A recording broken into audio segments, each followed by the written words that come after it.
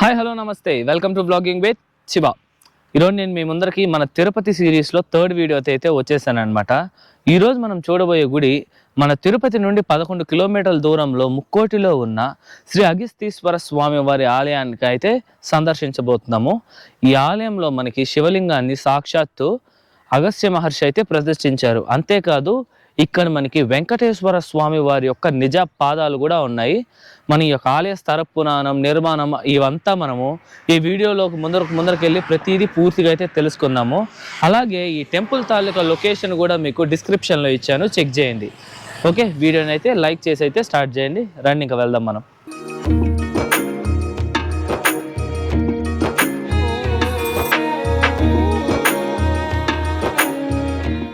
ఇదేనండి నేను మీకు చెప్పిన ముక్కోటిలోని శ్రీ అగస్తీశ్వర స్వామి వారి ఆలయము. చూస్తున్నారు కదా, ఇదే ఎంట్రన్స్ అన్నమాట. రండి ఇంకా మనం లోపలికైతే వెళ్ళి స్థల పురాణం అంతా తెలుసుకుందాం.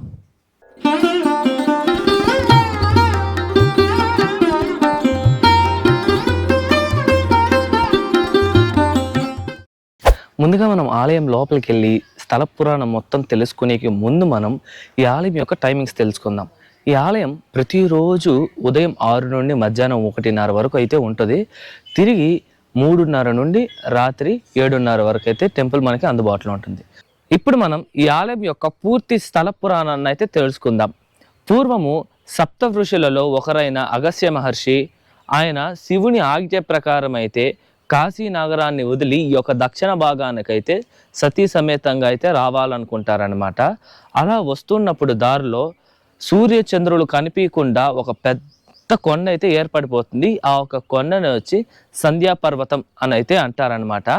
ఈ యొక్క పర్వతాన్ని ఆయన నార్మల్ స్థితికి అంటే ముందున్న స్థితికి తీసుకొని వచ్చి సూర్యచంద్రులు కనిపించే విధంగా చేస్తారు.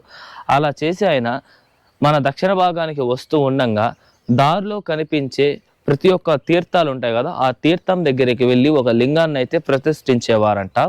ఇప్పుడు మనం చూస్తున్న తీర్థాల దగ్గర ఉండే ఒక లింగాలని ఆయనే ప్రతిష్ఠించారు అని అయితే చెప్తారు. అలా అగస్త్య మహర్షి తన దక్షిణ భారత యాత్రని కొనసాగిస్తూ వస్తూ ఈ యొక్క శేషాచల ప్రాంగణం నచ్చి ఇక్కడే ఇప్పుడు మీరు చూస్తున్న ఈ యొక్క ప్రదేశంలోనే ఉండాలని అయితే అనుకుంటారు. అలా అనుకున్న అగస్త్య మహర్షి ఈ ప్రాంతంలోనే ఒక ఆశ్రమాన్ని అయితే నిర్మించి ఇక్కడే వాళ్ళ శిష్యులు అలాగే సతీ సమేతంగా అయితే ఉంటారనమాట. ఈ ప్రదేశంలో స్వామిని పూజించడం కోసం, ఎవరిని పరమేశ్వరుని పూజించడం కోసం ఒక లింగాన్ని అయితే ప్రతిష్ఠిస్తారు. ఆ ఒక్క లింగమే మనం ఈ ఆలయ గర్భాలయంలో చూస్తున్న శ్రీ అగస్తేశ్వర స్వామి వారి లింగం అన్నమాట.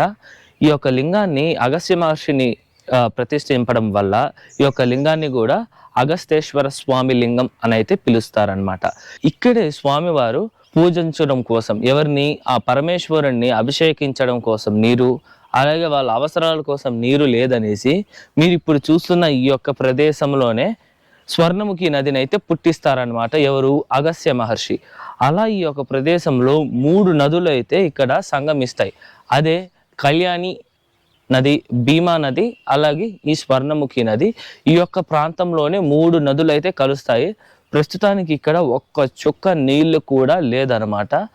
పూర్తిగా ఎండిపోయి చెట్లు చేసి అయితే ఉన్నాయి. పైగా ఇది ఎండాకాలం కావున ఇక్కడైతే ఒక్క చుక్క నీరు కూడా అయితే లేదు. ఓకే, ఈ ప్రదేశంలో స్వామివారు ఈ యొక్క తీర్థాన్ని, అదే స్వర్ణముఖి నదిని పుట్టించి ఆ ఒక నీరుతోనే స్వామివారికి అయితే అభిషేకాలను అయితే చేసేవారు అనమాట. అగస్త్య మహర్షి ఇక్కడ నివసిస్తూ ఉంటానని చెప్పాను కదా, అలా ఆయన కొన్ని సంవత్సరాల పాటు ఇక్కడ నివసిస్తూ ఉండేవారు. దాని తర్వాత పద్మావతి దేవికి వెంకటేశ్వర స్వామికి అయితే వివాహం అయితే నిశ్చయం అవుతుంది. ఆ ఒక వివాహానికి కూడా ఈ యొక్క అగస్త్య మహర్షి అక్కడికైతే వెళ్తారు. వివాహం ఎక్కడ? నారాయణవనానికి. అక్కడికి వెళ్ళి వివాహం అంతా చూసుకున్న తర్వాత పద్మావతి దేవి అలాగే వెంకటేశ్వర స్వామి వారైతే తిరుమల కొండకైతే వెళ్ళాలనుకుంటారు. కానీ పెళ్ళైన నూతన దంపతులు కొండకి కానీ ఏ పుణ్యక్షేత్రాలకు కానీ వెళ్ళకూడదని చెప్పేసి ఈ యొక్క నా ఆశ్రమంలోనే ఉండండి అని అయితే ఆ ఒక మహర్షి అయితే సలహా ఇస్తారు. ఆ మహర్షి సలహా మేరకు పద్మావతి దేవి అలాగే వెంకటేశ్వర స్వామి ఈ ప్రదేశం, ప్రస్తుతం మనం నిలబడుకొని ఉన్న ఈ యొక్క ప్రదేశంలోనే వాళ్ళైతే నివసించారనమాట కొన్ని రోజుల వరకు. ఓకే, దాని తర్వాత స్వామివారు అమ్మవారు కొండకైతే వెళ్ళిపోయారనమాట. దానికి ఆధారాలు ఈ ఆలయంలో మనకి చూడొచ్చు. స్వామివారి యొక్క నిజ పాదాలు కూడా ఈ యొక్క ఆలయంలో ఉన్నాయి. అవన్నీ మనం వీడియో ముందరకు వెళ్తూ ఉండగా మనం అయితే చూద్దాం. ఓకే, ఇది ఈ ఆలయం యొక్క పూర్తి స్థల పురాణం. ఇప్పుడు మనం ఈ ఆలయం యొక్క నిర్మాణం చరిత్ర విషయానికి వస్తే, మీకు ఇంతకుముందు చెప్పినట్టుగానే అగస్త్య మహర్షి ఇక్కడ లింగాన్ని ప్రతిష్ఠించి ఒక చిన్న ఆలయంగా అయితే నిర్మించారనమాట. అలా నిర్మించి పూజలు చేస్తూ ఉండిన తర్వాత కొన్ని శతాబ్దాలు గడిచిన తర్వాత ఈ యొక్క ఆలయం వచ్చేసి విజయనగర రాజుల కంటపడింది. వాళ్ళు ఈ యొక్క ఆలయం యొక్క గొప్పతనాన్ని తెలుసుకొని ఈ యొక్క ఆలయాన్ని అయితే పునరుద్ధరించి చాలా పెద్దగా అయితే ఈ యొక్క ఆలయాన్ని నిర్మించారు. అలా నిర్మించి ఎప్పుడు పూజలు చేస్తూ ఆ యొక్క సమయంలో కిటకిటలాడుతూ జనాలందరితో కలకలలాడుతూ ఉండేది. దాని తర్వాత 1679లో అనంతరాజు అనే రాజు ఈ యొక్క ఆలయం తాలూకా గోపురాన్ని అయితే కట్టించారనమాట. ఆలయాన్ని ఎవరు కట్టించారు, ఏ విజయనగర రాజు కట్టించారు అనేది అయితే మనకి ఎగ్జాక్ట్గా అయితే తెలియదు. గోపురాన్ని అయితే అనంతరాజు గారు అయితే నిర్మించారు. ఆయన నిర్మించిన ఒక శతాబ్దం తర్వాత ఏమైంది అంటే 1800 సమయంలో హైదర్ అలీ మన చంద్రగిరి మీదుగా దండయాత్ర చేయడానికి అయితే వస్తారు. దారిలో కనిపించే ప్రతి ఒక్క ఆలయాన్ని అయితే ఆయన ధ్వంసం చేస్తూ వస్తారు.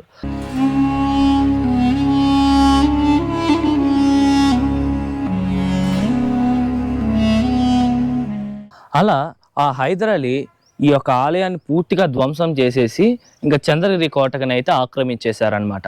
దాని తర్వాత ఈ యొక్క ఆలయం కొన్ని శతాబ్దాలు, కొన్ని వందల సంవత్సరాల పాటు శిథిలావస్థం అయిపోయింది, ఎవ్వరూ పట్టించుకోకుండా.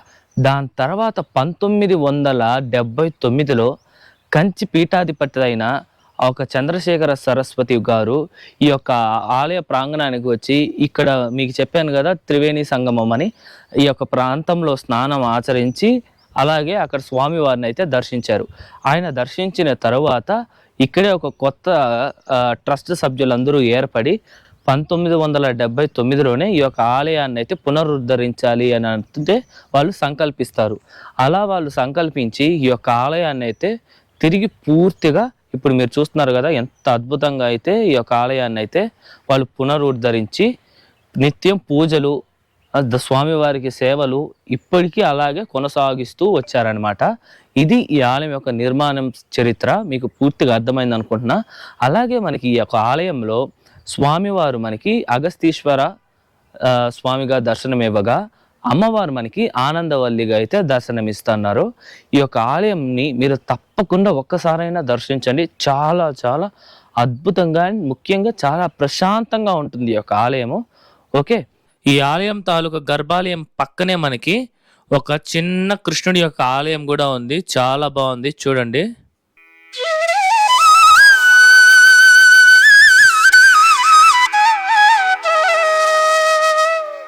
అలాగే మనకి ఆంజనేయ స్వామి ఆలయం కూడా ఉంది. చాలా బాగుంది, చూడండి.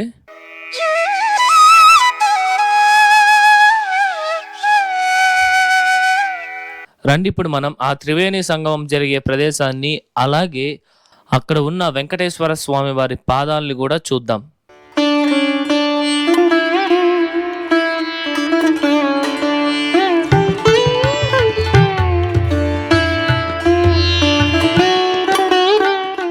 మీకైతే వీడియో స్టార్టింగ్లో ఒకటి చెప్పా, ఏంటి, ప్రపంచంలోనే చాలా అరుదైన ఒక విగ్రహాన్ని చూపిస్తానని. అలాంటి అరుదైన విగ్రహమే ఇప్పుడు నా వెనకాల ఉండేది.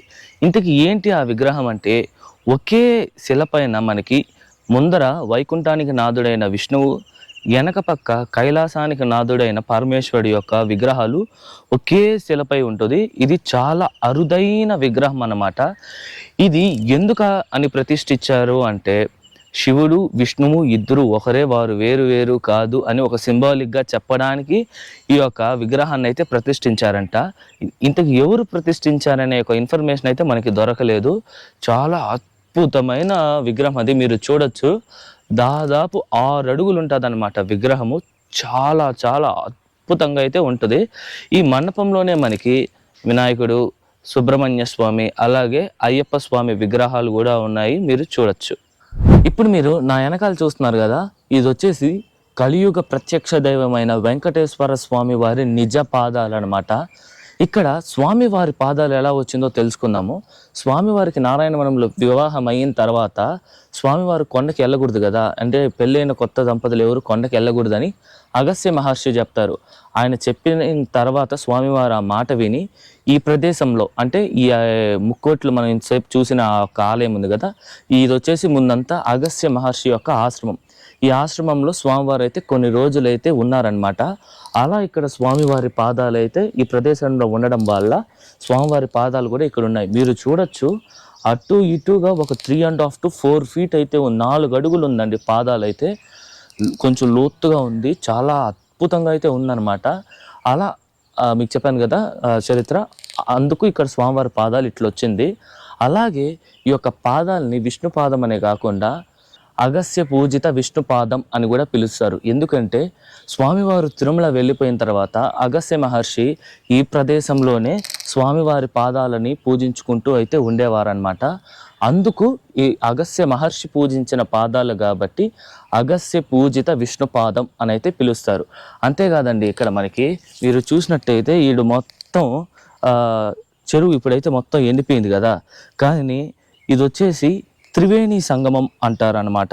త్రివేణి సంగమం అంటే 3 నదులు ఒకేసారి కలిసిన ప్రదేశం అయితే ఇది. ప్రస్తుతానికైతే ఏమీ లేదండి, మొత్తం ఎండిపోయింది, సమ్మర్ కావచ్చు. ఇంకోటి ఏంటంటే మీకు హిస్టరీలోనే చెప్పుంటాను, ఇక్కడి నుండే మనకి స్వర్ణముఖి నది అయితే పుట్టింది. ఓకే, అంత చరిత్ర ఉందన్నమాట జస్ట్ ఈ యొక్క ప్లేస్కే. ఐ హోప్ మీకు ఈ చరిత్ర అంతా అర్థమైందని అనుకుంటున్నా. యాక్చువల్గా అయితే లాక్ కేసెస్ ఉన్నారు, లేకపోతే మీకు లోపలికి వెళ్ళే చూపించేసి ఉండేవాడిని. సో అందుకే బయట నుంచి చూపిస్తున్నాను, అయినా మీకు నీట్గా చూపించానని అనుకుంటున్నాను అనమాట. ఓకే,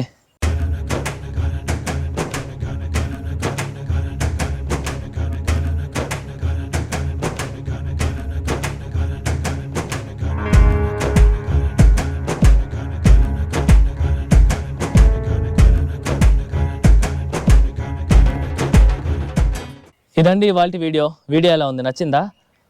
స్వామివారి పాదాలు, అలాగే అగస్తీశ్వర స్వామి వారి యొక్క చరిత్ర ఇవంతా మీకు పూర్తిగా అర్థమైందని అనుకుంటున్నాను నేను. మన ఈ యొక్క తిరుపతి సిరీస్లో ఇది 3rd వీడియో కదా. దీనికి ముందు మనం తొండమనాడులో ఉన్న వెంకటేశ్వర స్వామి ఆలయం, అలాగే అప్లాయగుంటలోని స్వామివారి ఆలయాన్ని కూడా మన ఛానల్లో తీసాము. ఆ 2 వీడియోలు కూడా మీకు డిస్క్రిప్షన్లో ఇచ్చాను, చెక్ చేయండి. ఈ వీడియోలో మీకు చరిత్ర విషయంలో కావచ్చు, ఏదైనా మీకు డౌట్ ఉన్నా సరే మీరు నా కామెంట్లో తెలియజేయండి. నేను మీకు ప్రతి ఒక్కరికి పక్కాగా అయితే రిప్లై ఇస్తాను. ఓకే, ఈ వీడియో నచ్చితే లైక్ చేయండి, షేర్ చేయండి, మీ ఫ్రెండ్స్ అండ్ ఫ్యామిలీతో అయితే సబ్స్క్రైబ్ చేయించండి, అలాగే షేర్ చేయండి. ఓకే, మన ఛానల్ని అయితే తప్పకుండా సబ్స్క్రైబ్ చేసుకోండి ప్లీజ్. ఓకే, దీని తర్వాత వీడియో కూడా మనము శ్రీనివాస మంగాపురం టెంపుల్ అయితే రాబోతుంది. ఈ యొక్క ఆలయం గురించి కూడా మీకు చాలా చాలా విషయాలు అయితే చెప్పబోతున్నాను. So stay subscribe. ఓకే, మరొక మంచి వీడియోతో మీ ముందరకు వస్తా. అంతవరకు మీ శివ వరప్రసాద్ సైనింగ్ ఆఫ్.